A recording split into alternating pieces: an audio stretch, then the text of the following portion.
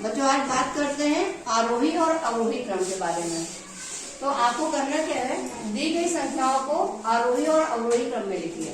यहाँ पे कुछ संख्याएं दी हुई हैं, 5 अंक की संख्याएं हैं, इन्हें हमें आरोही और अवरोही क्रम में करना है। तो सबसे पहले हम जानेंगे आरोही क्रम क्या होता है। आरोही क्रम होता है छोटे से बड़े की तरफ, यानी सबसे पहले छोटी संख्या, फिर उससे बड़ी, फिर उससे बड़ी, फिर उससे बड़ी, फिर उससे बड़ी और फिर सबसे बड़ी, यानी इसको हम कहते हैं बढ़ता क्रम। तो आरोही क्रम में सबसे पहले छोटी संख्या लिखते हैं, फिर उसके दाएं उससे बड़ी और उसके दाएं उससे बड़ी संख्या लिखते हैं, और सबसे दाएं सबसे बड़ी संख्या लिखते हैं। जैसे कि यहाँ पर हमने लिखा, पहले सबसे छोटी संख्या लिखी, फिर उसके दाहिने हमने उससे बड़ी लिखी, फिर इसके दाहिने हमने इससे बड़ी लिखी, फिर इसके दाहिने इससे बड़ी, और इधर सबसे आखिर में सबसे बड़ी संख्या लिख दी। इसी तरह से बात करेंगे आरोही क्रम की।